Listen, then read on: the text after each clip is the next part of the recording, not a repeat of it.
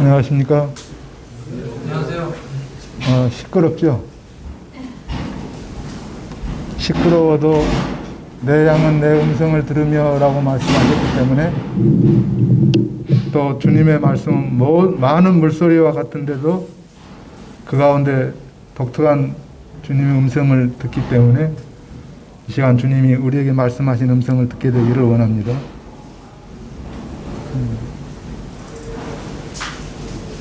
마가복음 12장 30절 말씀 기억하십니까?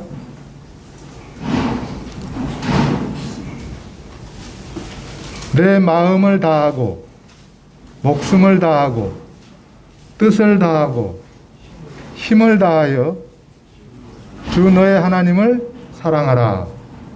이거 우리 달력에 있죠?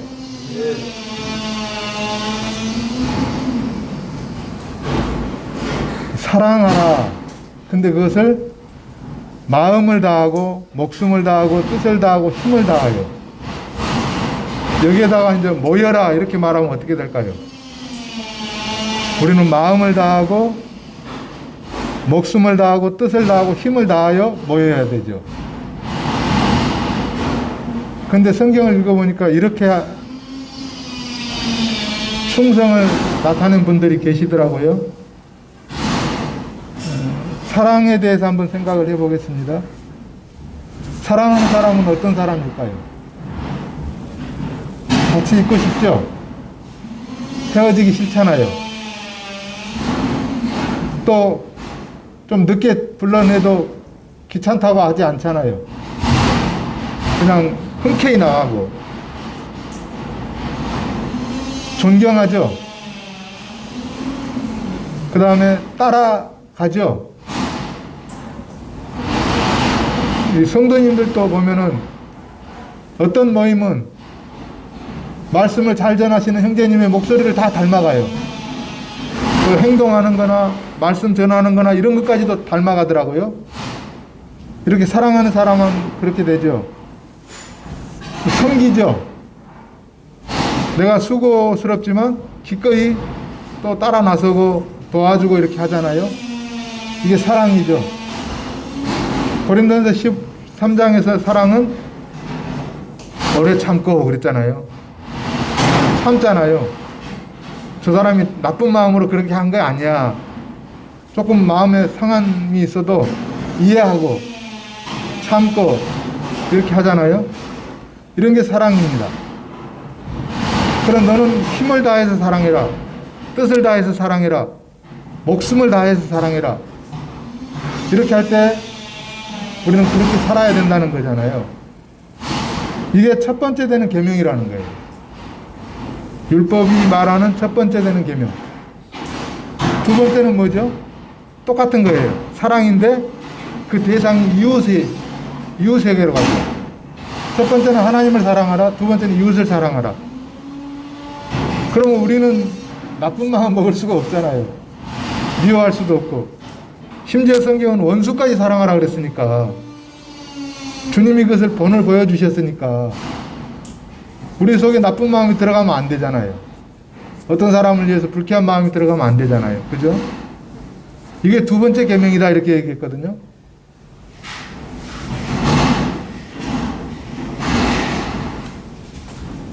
그러면 이렇게 사랑의 관계는 어떤 관계인지 성경은 말씀하고 계시죠.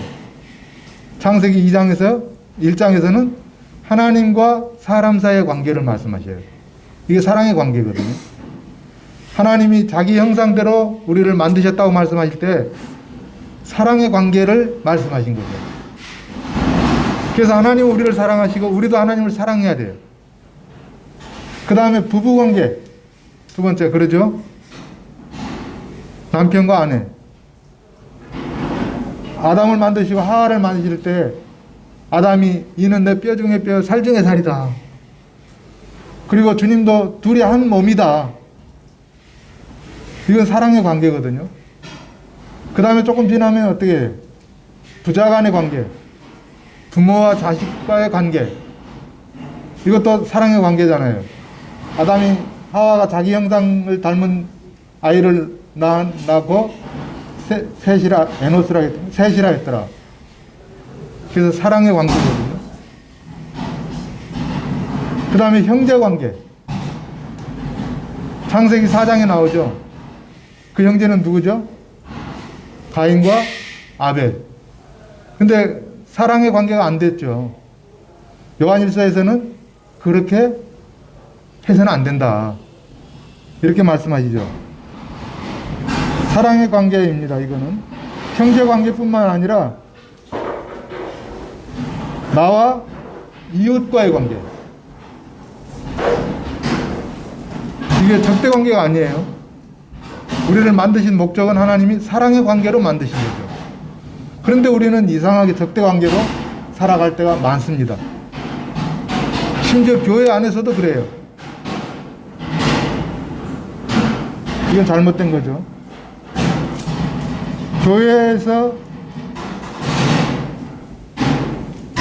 피차 간의 관계는 사랑의 관계다. 이런 것을 알 수가 있습니다. 이것이 성경이 말하는 율법입니다. 잠언에 보시면 25장 13절에 보시면 충성된 사자는 그를 보낸 이에게 마치 추수하는 날에 얼음 냉수 같아서 그 주인의 마음을 시원하게 하느니라 이렇게 말씀하셨습니다. 충성된 사자는 그 주인의 마음을 시원하게 한다. 그래서 저는 이 시간 구약에서 몇 사람 정말 생명을 내걸고 사랑한 사람들, 생명을 걸고 믿음을 지킨 사람들, 그 사람들을 좀 살펴보겠습니다. 먼저 아벨입니다. 히브리서 11장 4절 보겠습니다.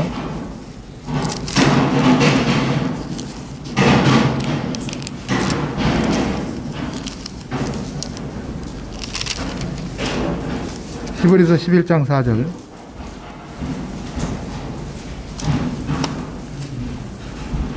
믿음으로 아벨은 가인보다 더 나은 제사를 하나님께 드림으로 의로운 자라 하시는 증거를 얻었으니 하나님이 그 예물에 대하여 증언하심이라.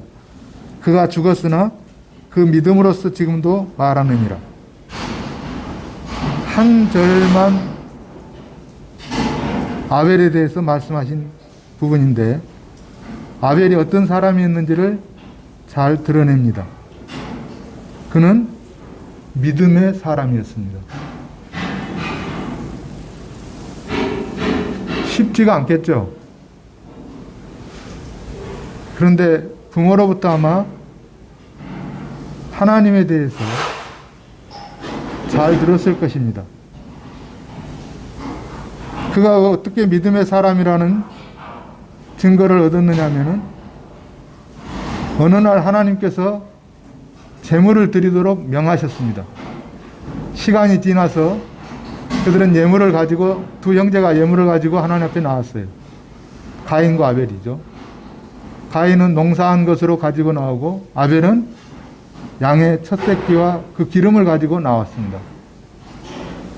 하나님께서 그 제사 중에 아벨의 제사를 받으셨습니다.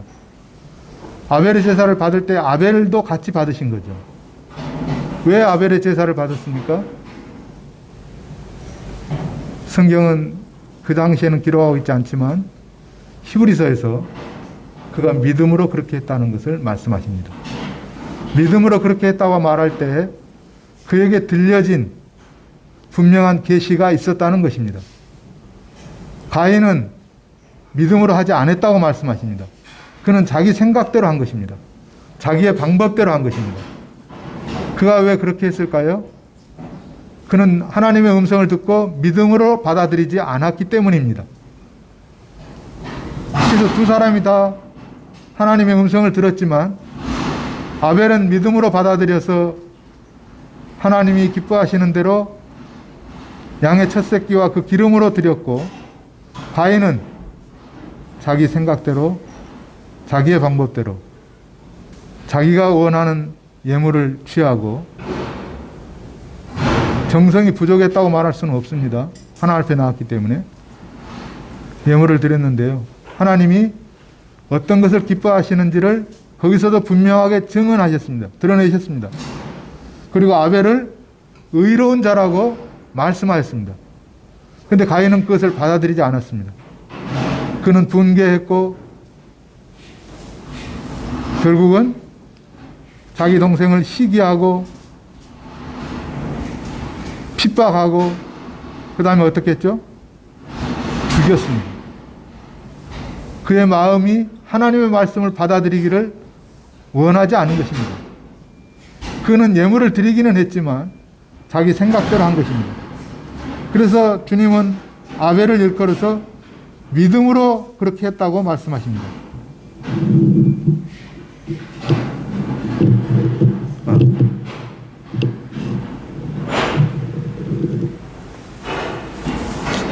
이해해 주십시오. 제가 몸이 이렇게 자꾸 떨어지기 때문에.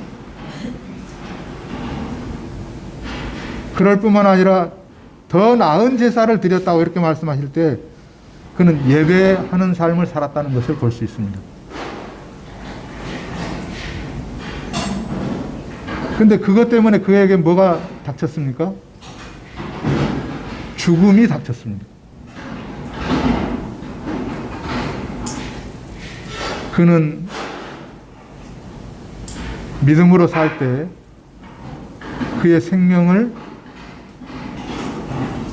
내놓고 그렇게 살았다는 것을 알 수가 있습니다. 그래서 유다서에 보면요, 가인의 길로 가지 말라 이렇게 말씀하십니다. 유다서에 나오는 사람들은 어떤 사람들이니까? 주님의 피로 구원받고 성령님을 모시고 거듭난 무리 가운데로 가만히 들어온 사람들이 있었습니다. 은혜를 방탕한 것으로 바꾸는 사람들이었습니다. 그들은 예수 그리스도를 부인했습니다. 입술로는 시인했는지 모르지만 그들의 삶은 그것을 부인했습니다. 그들은 꿈꾸는 이들이었습니다. 꿈꾼다고 말할 때 허황된 것들을 받아들이는 그리고 나타내는 그런 사람들이었다는 것을 알 수가 있습니다. 그들은 육체를 더럽히고 권위를 업신여기고 하나님의 영광을 비방하는 자들이었습니다. 알지 못하는 것을 비방했을 뿐만 아니라 원망과 불만을 토하는 자들이었습니다. 그들은 정욕대로 행하고 입만 벌리면 자기 자랑만 하는 그런 자들이었습니다. 심지어는 분열을 일으키고 그럴 뿐만 아니라 육에 속한 자들이었고 성경을 보면 그들은 성령이 없는 자들이라고 말씀하십니다. 이것이 가인이었습니다. 그는 하나님과 전혀 관계가 없는 그런 삶을 살았습니다. 아벨은 어떠했습니까? 그가 주님 편에 섰습니다.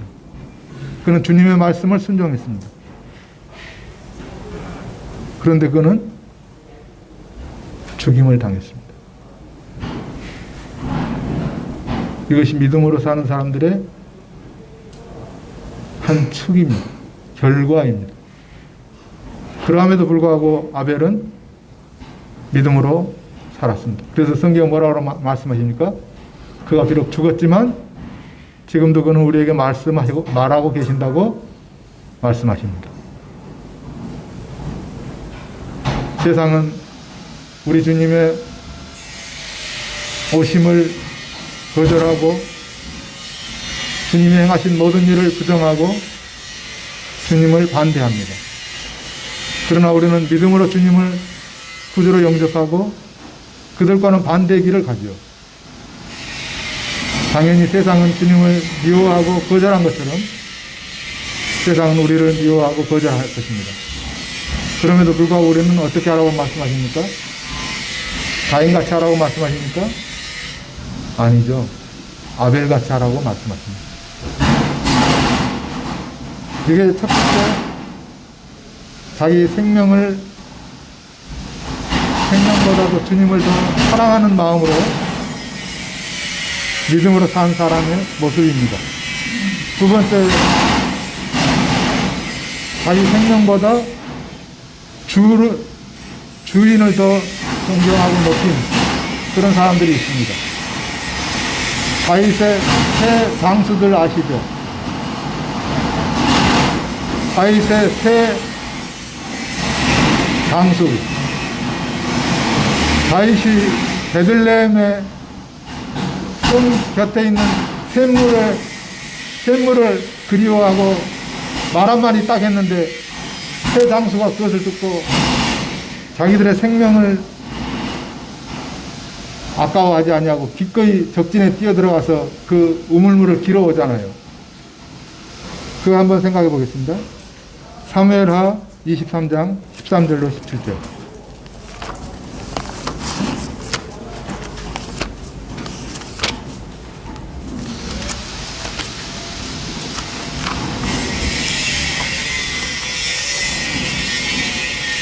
사무엘하 23장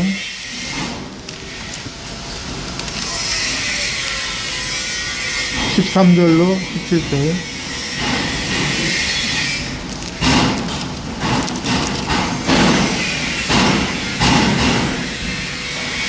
또 32목 중 세 사람이 곡식 벨 때에 아둘람 굴에 내려가 다윗에게 나아갔는데 때 블레셋 사람의 한 무리가 르바임 골짜기에 진쳤더라.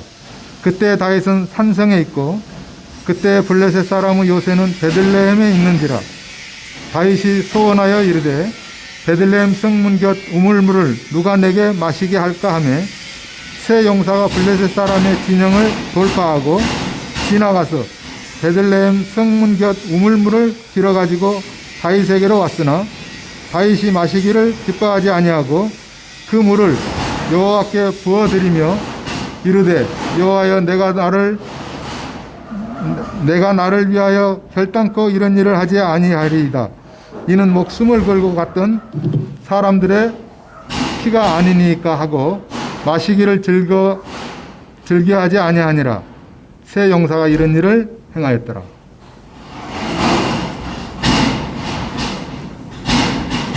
이 충성된 사자는 그 주인의 마음을 시원케 한다는 말씀을 생각할 때 이 세 용사는 그 주인의 마음인 다윗의 마음을 정말 시원케 했습니다.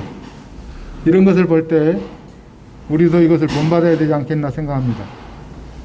그들은 자기들의 목숨을 아까워하지 아니하고 다윗의 마음에 사모하는 것이 무엇인지를 알고 그 일을 기꺼이 행했습니다. 지금 상황은 어떤 상황입니까? 사울 왕이 다윗을 죽이려고 쫓아다니는 상황입니다. 이 나라가 정상적인 나라이겠습니까? 둘이 동역해도 힘든 마당인데 자기의 동지를, 자기의 동역자를 적으로 알고 쫓아다니는 이런 상황입니다. 그래서 하나님께서 이 나라를 심판하셨습니다. 그 나라의 일부분들이 블레셋 사람들의 진영이 되게 해버리셨어요. 베들레헴은 떡집인데 그곳에서 필요한 것들을 공급받아야 되는데 거기를 점령하고 요새를 삼은 사람들이 블레셋 사람들이 됐어요. 사울 왕이 통치를 제대로 못한 거죠. 다윗 왕은 그런 블레셋 사람들을 죽인 장수였잖아요. 그러니 그 베들레헴의 우물물을 얼마나 사모했겠어요. 그 마음이 하나님의 성전을 사모했다는 것은 시편에 기록되어 있죠. 근데 베들레헴 떡집의 우물물도 그는 사모했어요. 젊을 때 양들을 들여서 키다가 아마 성 안으로 들어올 때 그 우물물 곁을 지나가면서 물을 마시곤 했을 거예요. 얼마나 그게 그리웠을까요? 그 우물물을 마시고 싶어하는 마음을 한마디로 표현했을 때 새 장수들이 적진을 뚫고 들어가서 그 우물물을 길러옵니다.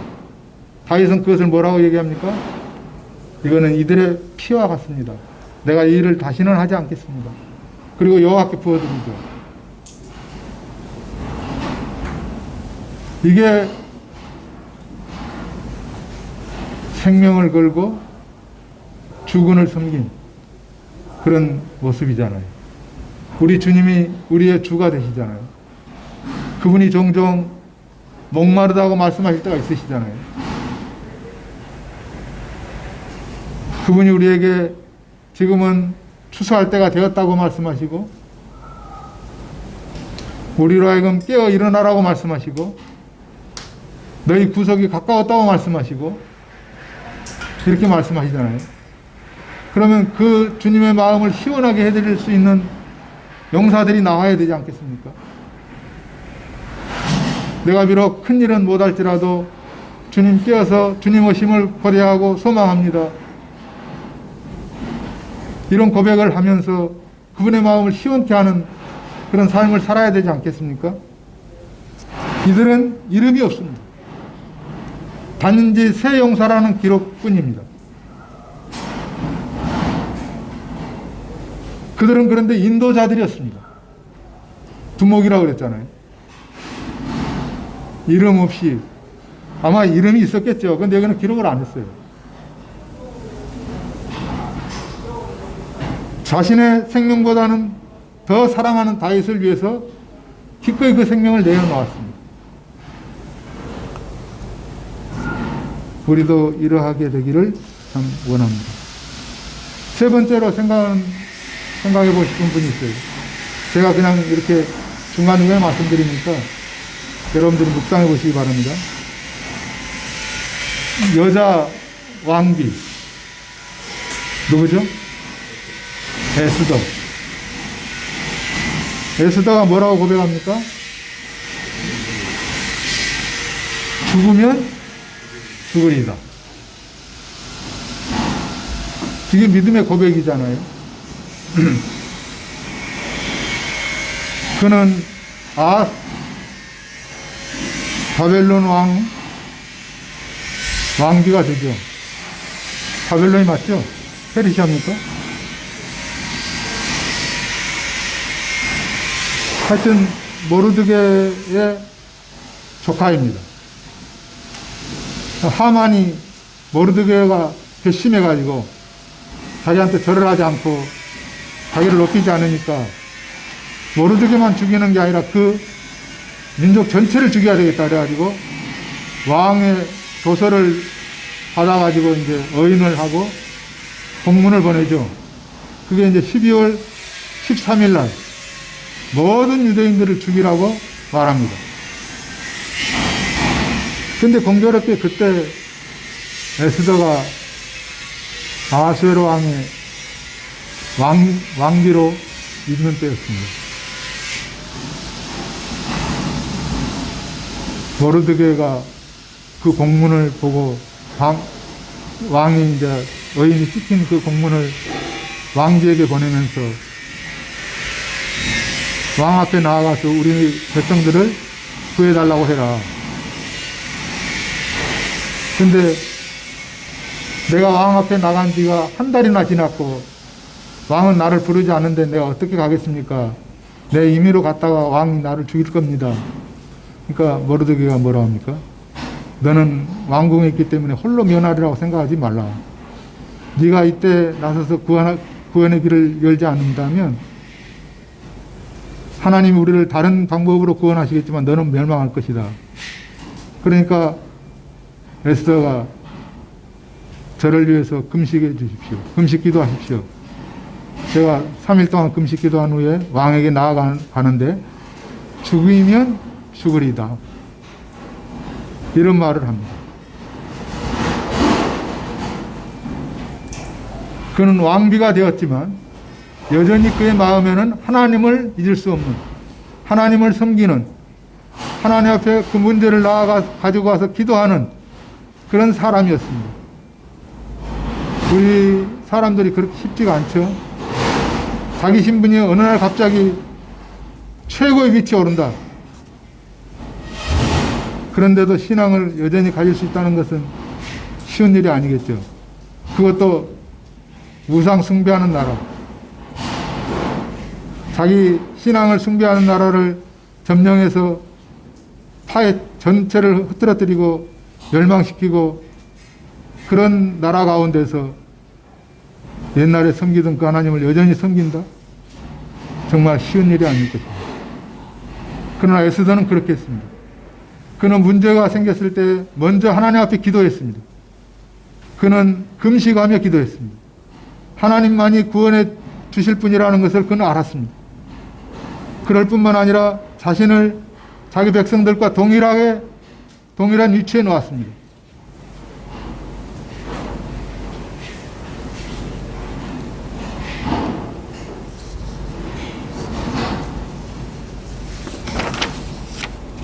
그리고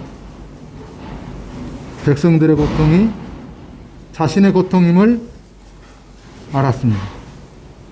높은 위치에 올라 있었지만 여전히 그의 마음은 낮은 위치에 있었습니다. 그래서 그는 죽으면 죽으리라고 나아갔습니다.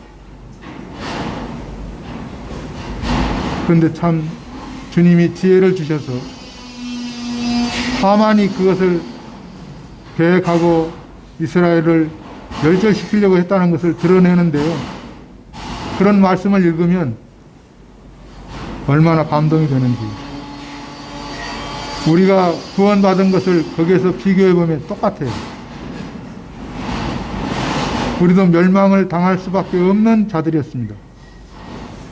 심판이 정해져 있는 자들이었습니다. 그것을 바꿀 수 있는 사람이 없었습니다. 하나님이 그렇게 정하셨기 때문에. 모든 사람이 죄를 범하였으며 하나님의 영광에 이르지 못하니 죄의 싹은 사망이요 그것을 피할 법이 없었습니다. 그것을 가져온 것은 하만과 같이 사단 마귀가 우리에게 거짓을 꼬여서 준 것입니다. 그런데 또 다른 법이 선포되었죠. 동일한 그 하나님에 의해서 예수 그리스도를 믿는 자는 멸망치 않고 영생을 얻는다는. 그래서 우리에게 내려진 그 법이 무효화된 게 아니고 그 두 법이 상존하지만 우리는 그 위에 더 상위 법에 의해서 구원받은 존재들로 드러나는 것입니다. 제비를 뽑았는데 하만은 12월 13일을 제비 뽑아서 이스라엘 멸하를 했지만 하나님께서는 12월 12일부터 이스라엘로 하여금 그들을 미워하는 모든 백성들을 진멸하도록 명하시고 방을 붙이심으로 먼저 법을 폐하하시는 그런 역사를 일으키십니다. 폐했다는 얘기가 아니라 그것이 생존하지만 그 법이 가치가 없는 법으로 만드신 것이죠. 우리도 동일하죠. 멸망할 수밖에 없었지만 하나님의 사랑의 법, 믿음의 법에 의해서 우리가 구원받은 사실을 알게 됩니다. 또 한 부류들을 생각해 보겠습니다. 네 번째로 이것은 새 친구들입니다. 누구죠? 다니엘의 새 친구들. 무슨 고백을 했습니까?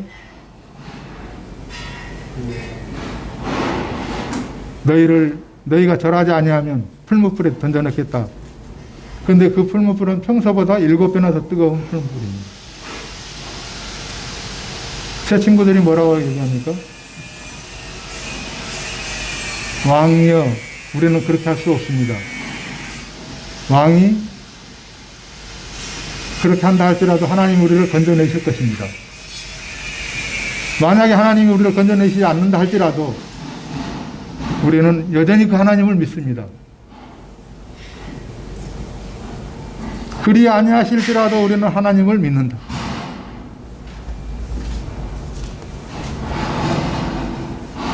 이런 놀라운 고백을 합니다.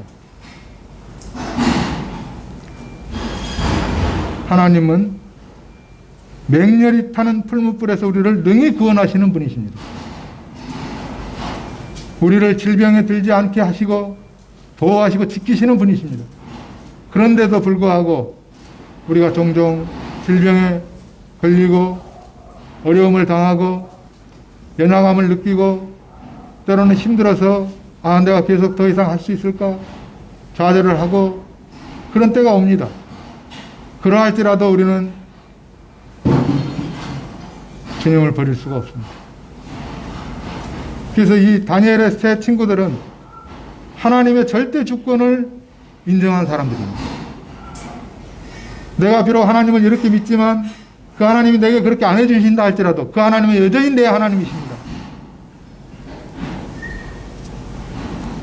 모든 사람들이 그렇게 생각하죠.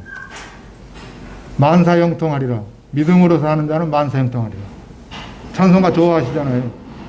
나의 갈 길 다 가도록 주님 인도 하시네 그랬는데 저는요. 하셨네. 어떤 분이 내 장례식장에서 그 노래를 그렇게 불러달라고 말씀하시더라고요. 저도 그렇게 말씀드리고 싶습니다. 하셨네. 비록 내가 여러 가지 어려움을 당할지라도 그의 은혜가 좋겠네. 만사형통했네.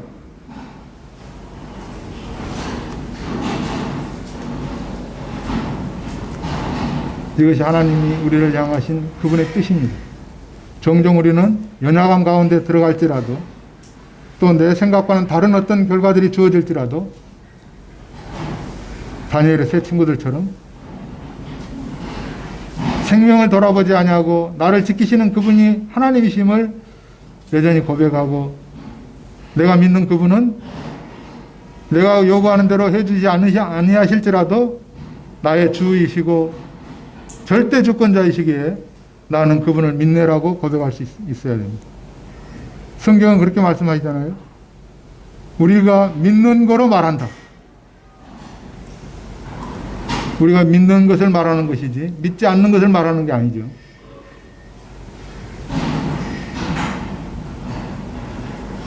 바울도 그렇게 고백했죠. 어쩌냐게 하나님께서 내 곁에 서서 말씀해 주셨는데 나는 그분의 말씀대로 되리라고 하나님을 믿노라. 생명을 주님께 맡기고 산 사람들의 고백이죠. 신학에서 몇 사람 또 살펴보겠습니다. 여러분 얼마 전에 들은 것 같은데요. 빌립보서에 나오는 에바브로디도 그 형제에 대해서 생각해 보겠습니다. 빌립보서 2장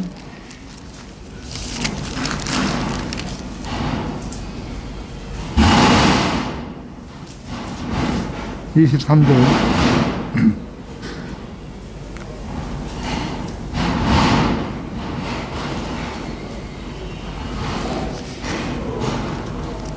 (25절부터) 보겠습니다. 그러나 에바브라디도를 너희에게 보내는 것이 필요한 줄로 생각하노니 그는 나의 형제요 함께 수고하고 함께 군사된 자요 나의 사자로 내가 쓸 것을 돕는 자라. 그가 너희 무리를 간절히 사모하고 자기가 병든 것을 너희가 들은 줄을 알고 심히 근심한지라. 그가 병들어 죽게 되었으나 하나님이 그를 긍휼히 여기셨고 그뿐 아니라 또 나를 긍휼히 여기사 내 근심 위에 근심을 면하게 하였느니라.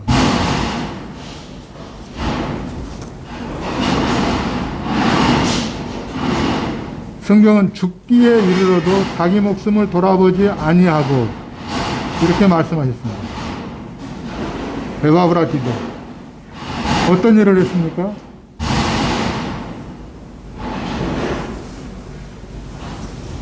빌립보 교회에서 바울 일행에게 필요한 물질을 공급했습니다. 성경의 기록을 보면 적어도 4번 이상은 물질을 공급했습니다. 그 중에 한 번은 에바브라디도가 그 물질을 가지고 바울 일행을 찾아와서 주었습니다. 그런데 그때 에바브라디도가 심히 아팠습니다. 아마 오랜 여행 끝에 몸이 축났겠죠. 근데 그는 자기 몸이 아픈 것이 문제가 아니었습니다. 그것은 생각하기를 그렇게 중요하게 여기지 않았습니다. 자기가 병들어서 그 직무를 다 수행하지 못할지도 모른다는 빌립보 성도들의 염려에 더 마음이 갔습니다. 그래서 에바브라 디도를 제가 묵상할 때요, 이 사람은 땅에서도 필요한 사람이고 하늘에서도 필요한 사람이다. 그는 땅의 일을 생각할 때 하나님이 그를 남겨두지 않으면 안 되셨기 때문에 병들었을 때 고쳐주셔야만 하는 그런 사람이었다고 한다면, 그는 하늘에서도 필요해서 하나님께서 불러들이기를 원하셨지만 양쪽이 다 필요하니까 조금 더 있어라 그래가지고 남겨두셔서 그 일을 완수하도록 하신 그런 사람이다, 이런 생각을 했습니다. 사랑하는 성도님들은 땅에서도 필요한 성도고 하늘에서도 필요한 성도입니까? 제가 그렇게 되기를 원합니다. 정말 그 형제가 갔을 때 우리는 너무나 아쉬워서 꼭 필요한 형제였는데 왜 주님이 데려가셨을까? 이런 사람이 되기를 원합니다.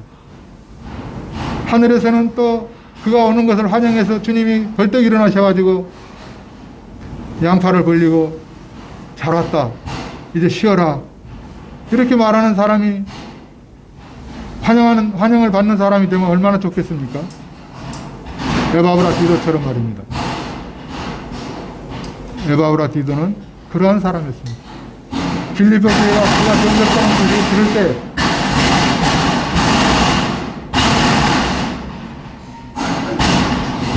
그만하라고 하는 거예요?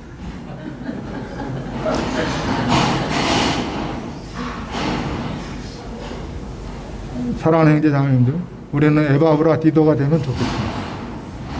그는 빌립보 교회에서도 인정을 받았고 사도 바울 일행을 통해서도 인정을 받았고 또 하늘에서도 인정을 받은 사람이었습니다. 그런 사람이 있죠.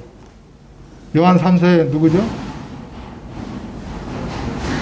데메드리오.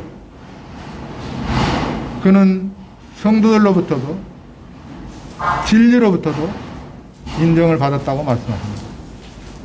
우리의 사랑하는 형제자매님들이 다 그렇게 된다면 얼마나 좋겠습니까? 우리 모임은 정말 풍성해지겠죠. 또 한 사람 있습니다. 구분이다, 이 사람. 기억나십니까?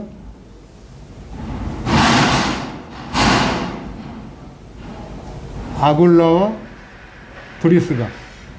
브리스길라라고도 하죠. 로마에서 살던 사람인데 글라디오 황제가 유대인들은 다 로마에서 떠나라, 그러니까 두 부부가 이제 온 것이 고린도입니다.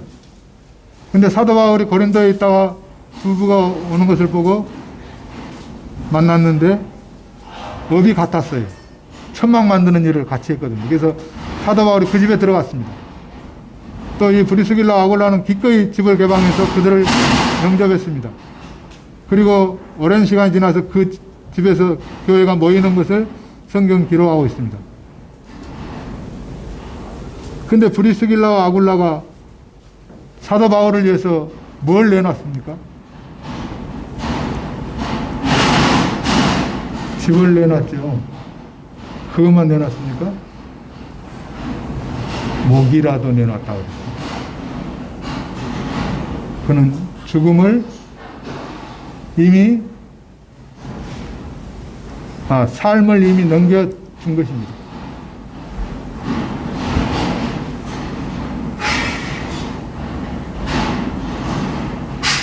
일 년 6개월 동안 사도 바울이 고린도에서 머물면서 복음을 전하고 교회를 세울 수 있었던 것은 이 브리스길라와 아굴라의 가정에 헌신이 있었기 때문입니다. 그는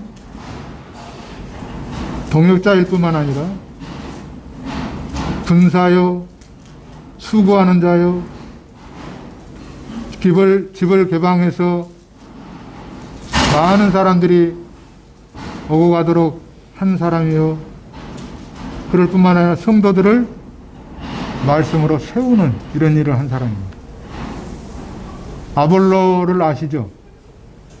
설교 잘하는 사람.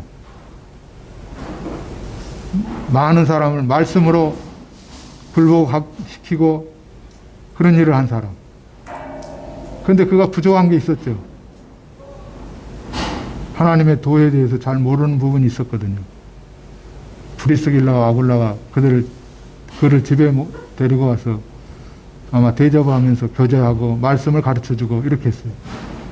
그가 정말 그것을 깨닫고는 그 잘하는 설교가 더 유명해지죠. 그래서 고린도 성도들은 그의 유명한 설교를 듣기를 좋아했을 것입니다. 어떤 사람들은 나는 아볼로에게 속했다고 말하는 사람들이 있었잖아요. 아마 사도 바울은 그의 말 잘하는 것을 듣고 아마 좀 이렇게 그런 마음이 생겼을지도 몰라요. 나도 좀 잘했으면. 근데 그는 복음을 전할 때 그렇게 자신의 말 잘하는 것을 원하지 않았죠. 지혜롭게 말하는 것을 듣고 잘못된 믿음을 가질까봐 그는 늘 조심하면서 복음을 전했다고 말씀하시죠.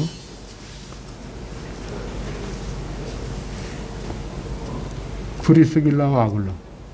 우리의 가정이 이와 같은 드려짐이 된다면 자신을 위한 삶이 아닌 그 목은 내어놓고 다른 사람을 위해서 기꺼이 수고를 마다하지 않는다면 얼마나 좋겠습니까?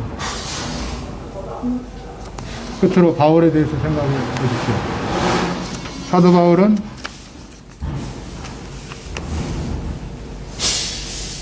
나는 날마다 죽노라고 말씀하셨습니다. 이것이 자기 자아를 부서뜨리고 자기는 아무것도 아니라고 생각한다는 그런 말씀보다는 실질적으로 복음을 전하는 일에 있어서 주님을 섬기는 일에 있어서 수많은 어려움과 핍박과 고난을 생각할 때 자기는 날마다 그런 위험 가운데 처해지고 죽는 삶을 산다고 고백한 것입니다. 어떤 말씀에 보면요, 그는 예수 죽인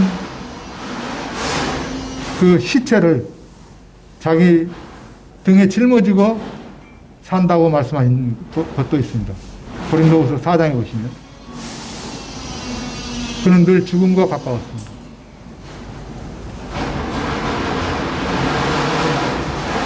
(40에) 하나 감한 태장을 5번이나 맞았던가요? 3번만 했던가요?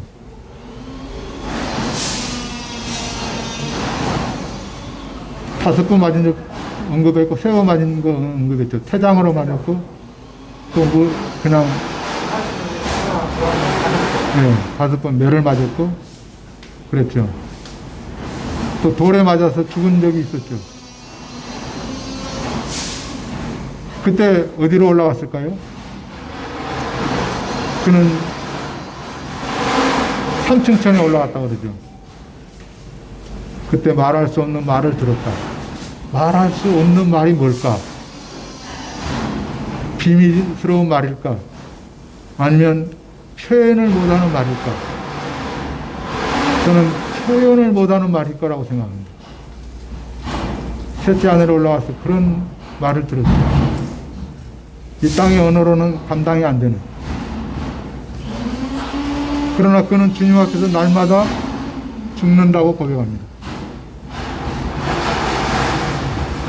그의 고난에 대해서 고린도후서 11장이나 또 고린도후서 1장이나 이런 말씀들을 보면 잘 나와 있죠.